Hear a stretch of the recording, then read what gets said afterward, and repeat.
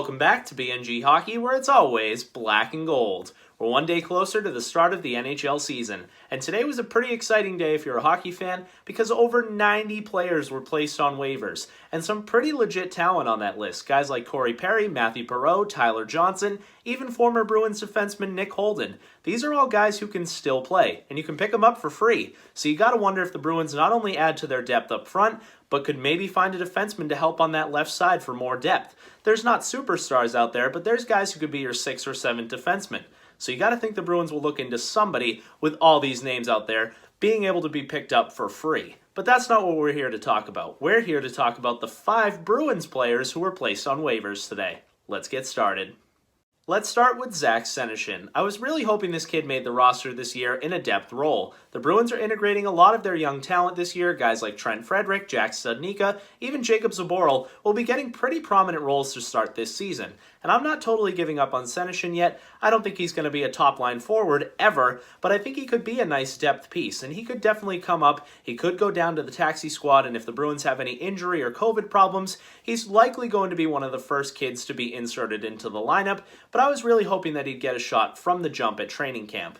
But clearly the Bruins are still a little frustrated with his progression, and that's why he's being sent down. I don't know if he's going to get claimed. Anytime it's a guy on the younger side that a team can pick up for free, they're more likely to look into that. So I am a little bit worried that we could lose him for nothing, but it's not like he's one of the Bruins' top prospects, and it wouldn't be the biggest loss, and I don't really know if teams are that interested in Senyshyn anyway.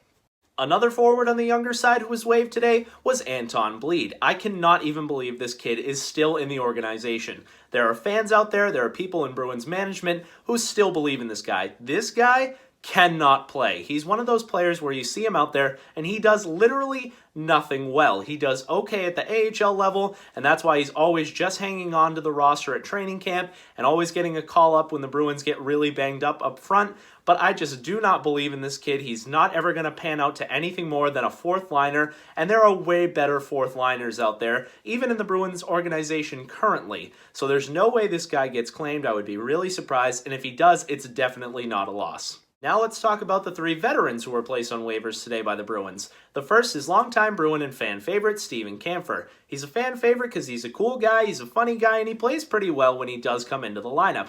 And he always finds a way to score a goal somehow. So I wouldn't mind Kampfer being a depth defenseman for us. He's definitely going to be on the taxi squad and be the first defenseman called up if we get banged up on the back end. He could potentially be picked up, but he's getting a little bit older, and he is definitely just a depth defenseman at this point in his career, so it's highly unlikely that somebody does end up picking him up. Now let's move on to a guy who has not been a Bruin for a long time, and that's forward Greg McKegg. Most fans were excited when he signed here simply because he has a cool name. I was really surprised when he signed here because I don't really think we need him. He's a 4th-line guy at best who plays a physical game, so the Bruins were looking to bring a little bit of size, but they have a guy like Trent Frederic who I would much rather see, who is still developing and has a little bit of skill and can still bring that size. So I would be surprised if McKegg gets picked up. Teams had a chance to sign him this offseason. I don't know if there was too much competition or if the Bruins were the only team that gave him an offer and that's why he signed here. But if anyone does want him, they can get him now for free. All they have to do is pay him that minimum cap hit.